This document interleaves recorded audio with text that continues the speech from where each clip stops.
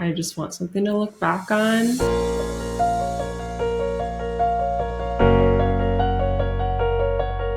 I'm never really going to look like this again. Why not kind of show that to the world?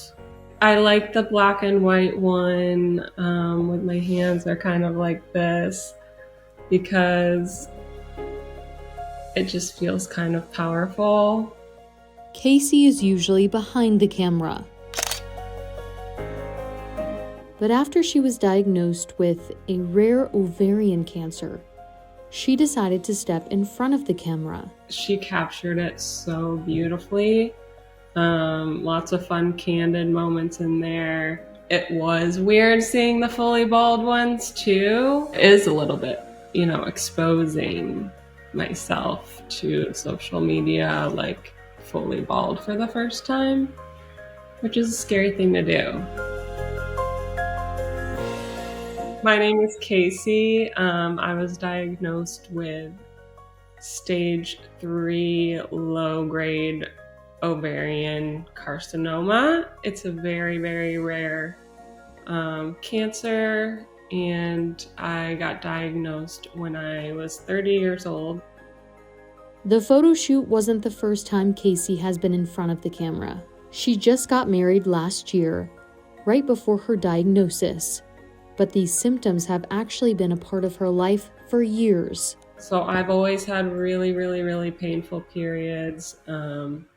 I went to my doctor early on, maybe when I was 21, and was just saying, I'm having severe pain during my periods. I'm having really painful sex. Like something doesn't feel right. And she's just like, well, it's probably endometriosis.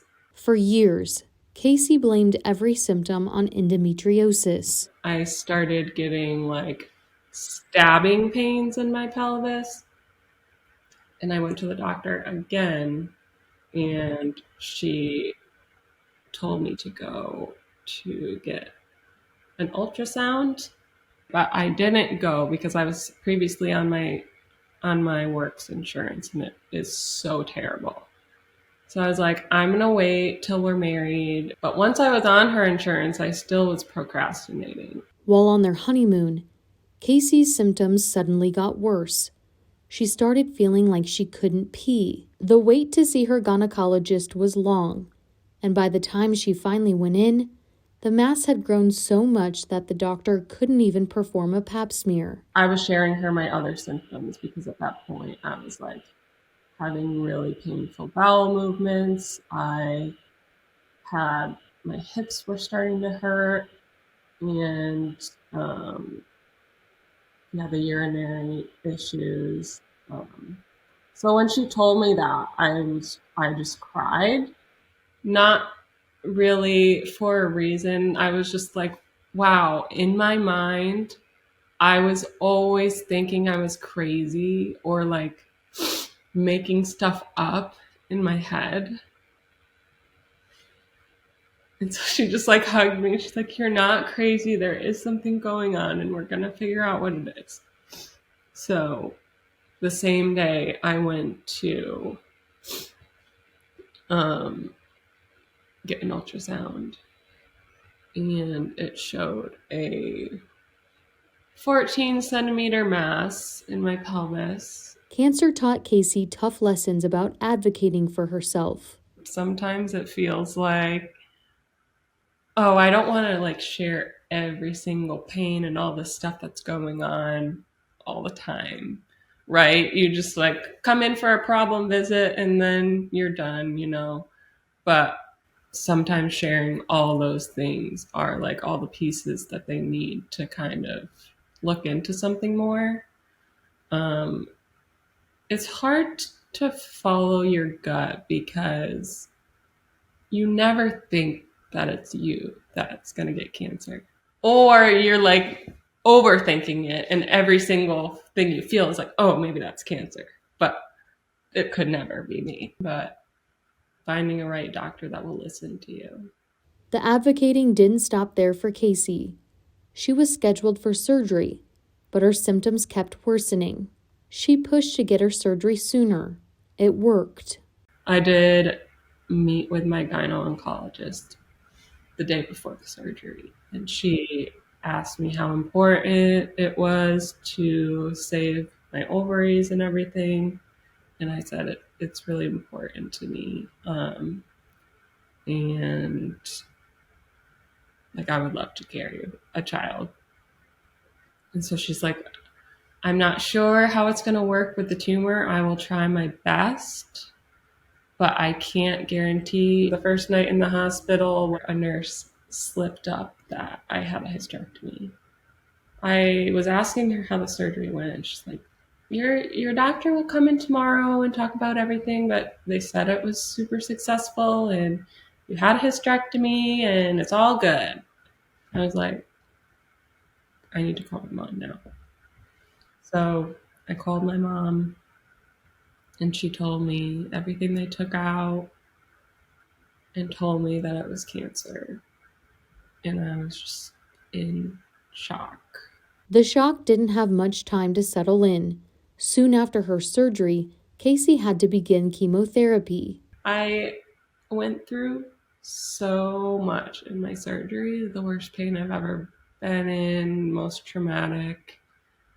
That chemo was like more of a breeze for me. My body was really, really weak. It's hard to get up on those, like they say, 3 days after chemo, or two or 3 days after chemo. That's when it starts hitting you. And then I was out for like 2 or 3 bad days. But then I was starting to feel normal again. Kacie wasn't just facing cancer treatment. She was also learning how to adjust to life with an ostomy bag.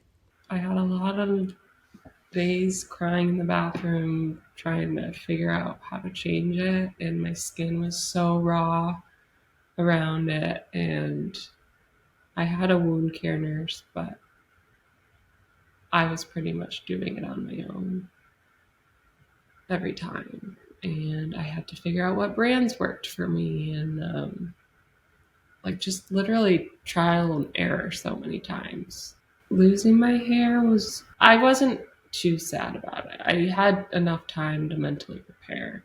This is what's going to happen. My mom had breast cancer. I watched her go through that.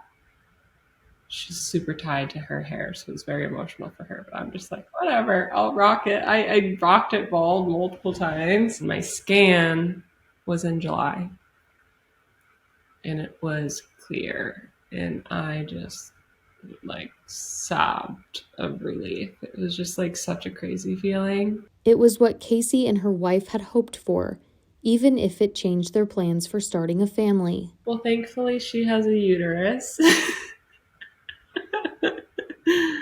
And she was like way more than willing to be like, I will carry our child. And it's not like what she had planned, but it worked out. So my sister's also gay and went through IVF, and they have a 3-year-old. And so we are using their sperm. So I feel kind of connected in a way, but we are in IVF treatments right now, and we're going to do a transfer soon. The hope of having a child of their own is what has kept Kacie moving forward. I've just been positive. I am so excited about the potential of having a baby, and that doesn't scare me. Like, I'm not negative to the point where I'm like, oh, I might not like be able to be alive and be their mother moving forward. Like, I'm just like, I have these dreams, and I like know they'll happen.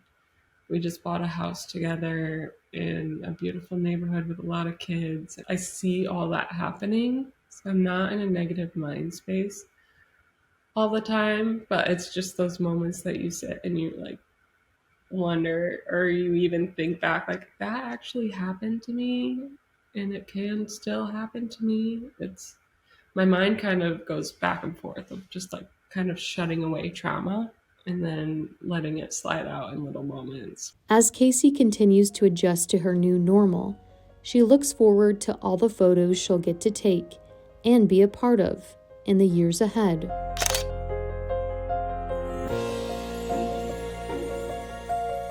Thank you, Kacie, for sharing your story and helping us humanize cancer. If this video was meaningful for you, we've queued up another video here, a playlist here, and make sure you subscribe. Thank you for being a part of the Patient Story community. You're not alone.